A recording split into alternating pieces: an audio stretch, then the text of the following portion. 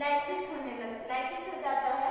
और जब वो बैक्टीरियल सेल्स यानी वॉल सेल क्या होता है, टूट जाती है, उनकी भित्ति क्या हो जाती है, बैक्टीरियल सेल्स की वॉल क्या हो जाती है, जब टूट जाती है तो बहुत सारे बैक्टीरियोफेजेस क्या होते हैं, रिलीज हो जाते हैं। ठीक है, और जब रिलीज होते हैं तो रिलीज बैक्टीरियोफेज क्या करते हैं, दूसरे बैक्टीरियल सेल्स में क्या करते हैं, फिर जाते आक्रमण करते हैं। और जब आक्रमण करते हैं तो रिजल्ट हमें क्या दिखाई देता है कि जो ये फेजेस थे और ये फेजेस हैं, इनके अंदर के जेनेटिक मटेरियल के कारण इनके अंदर क्या होता है, चेंजेस देखने को मिलता है।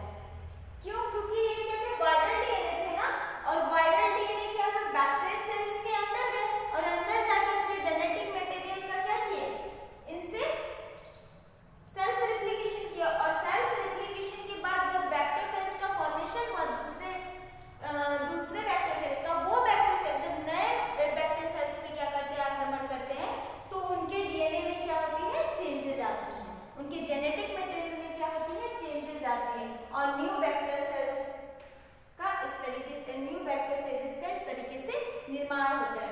ट्रांसडक्शन की प्रोसेस, ये आप मल्टीप्लिकेशन बैक्टीरियोफेजेस का देखोगे तो जस्ट इसी तरीके से होता है।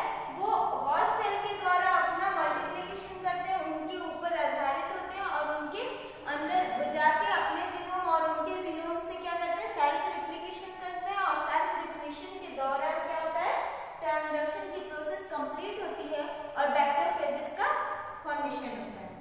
ये प्रोसेस हमारी क्या कहलाती है, ट्रांसडक्शन कहलाती है, जिसको खोज किसने किया था, ज़ीडरवर्थ एंड लीडरवर्थ नामक साइंटिस्ट ने 1952 में किया था। और कौन सा बैक्टीरिया पे किया था, साल्मोनेला टाइफी में किया था। देखो ये दो टाइप्स के होते हैं, ट्रांसडक्शन जो होती है, ट्रांसडक्शन की प्रोसेस टू टाइप्स की होती है। पहला होता है हमारा स्पेशलाइजेशन ट्रांसडक्शन और दूसरा होता है जनरलाइज्ड ट्रांसडक्शन। देखो स्पेशलाइज्ड का मतलब होता है कि जब वो किसी जेनेटिक मटेरियल के किसी स्पेसिफिक जीन का ट्रांसडक्शन करता है, या बैक्टीरियोफेजेस उनके स्पेसिफिक जीन्स पे आक्रमण करते हैं,